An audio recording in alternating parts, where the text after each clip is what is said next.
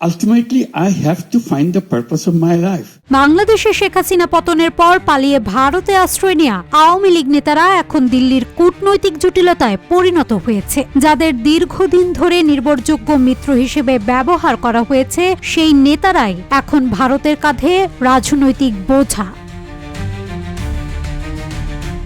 দক্ষিণ এশিয়ার ভূ রাজনীতিতে একচেটিয়া প্রভাব ধরে রাখতে গিয়ে মোদী প্রশাসন যে দল কেন্দ্রিক ও সুবিধাবাদী কৌশলের আশ্রয় নিয়েছিল, তা এখন ভারতকেই বিপদে ফেলছে। আন্তর্জাতিক মহলে ভারতের গণতান্ত্রিক ভাবমূর্তি প্রশ্নবিদ্ধ হচ্ছে, আর বাংলাদেশের ভেতরে ভারত বিরোধী জনমত দিন দিন তীব্রতর হয়ে উঠছে। RICL TMX, যুগের পর যুগ স্থাপনা থাকে মজবুত।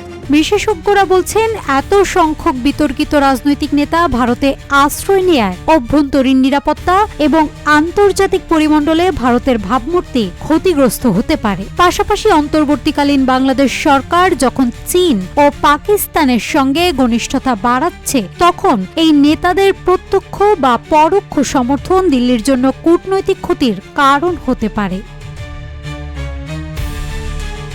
অধ্যাপক অশোক সোয়াইন বলেন, ভারত শেখ হাসিনার প্রতি অতিমাত্রায় নির্ভর করে যে নীতি অনুসরণ করেছে, তা ছিল ভুল ও অগণতান্ত্রিক। এতে ভারত শুধু বাংলাদেশের বিরোধী রাজনৈতিক দলগুলোর আস্থা হারায়নি, বরং সাধারণ মানুষের মধ্যেও ভারত বিরোধী মনোভাব গড়ে উঠেছে। তিনি উল্লেখ করেন, বাংলাদেশের রাজনৈতিক পরিবর্তনের পরও ভারত পুরনো মিত্রতার রাজনীতি আঁকড়ে ধরে আছে, যা দক্ষিণ এশিয়ায় তার কৌশলগত ভারসাম্যকে প্রশ্নবিদ্ধ করছে।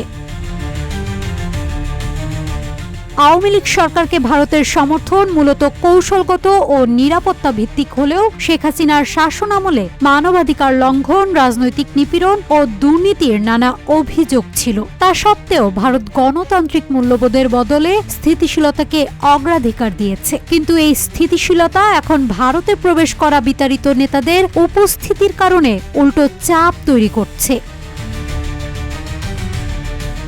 ভারতের হঠাৎ করে সংখ্যালঘু ইস্যুতে উদ্বেগ প্রকাশ এবং বাংলাদেশি নাগরিকদের ভিসা স্থগিত করাকে অনেকে সুযোগ সন্ধানী পদক্ষেপ বলেও দেখছেন। ভারতের এই দ্বিচারিতা একদিকে আফগান তালেবানের সঙ্গে সংলাপ, অন্যদিকে বাংলাদেশের অন্তর্বর্তী সরকারের সঙ্গে দূরত্ব দিল্লির পররাষ্ট্র নীতিকে আরও অস্পষ্ট করে তুলছে। সব মিলিয়ে ভারত এখন এক কঠিন বাস্তবতার মুখোমুখি। দক্ষিণ এশিয়ায় গণতান্ত্রিক ভাবমূর্তি ধরে রাখতে হলে নয়াদিল্লিকে আওয়ামী লীগ কেন্দ্রিক নীতি থেকে সরে এসে বাংলাদেশের নতুন বাস্তবতার সঙ্গে ভারসাম্যপূর্ণ কূটনৈতিক সম্পর্ক গড়ে তুলতে হবে, নইলে এই অঞ্চলে ভারতের প্রভাব আরও ক্ষতিগ্রস্ত হতে পারে। ভারতের নীতি নির্ধারকদের সামনে এখন বড় প্রশ্ন, আওয়ামী লীগ কেন্দ্রিক নীতি আঁকড়ে থাকবে নাকি বদলে যাওয়া বাস্তবতায় নতুন কূটনৈতিক সমীকরণ খুঁজবে? নাজহাতুল তোয়া, রূপালী বাংলাদেশ।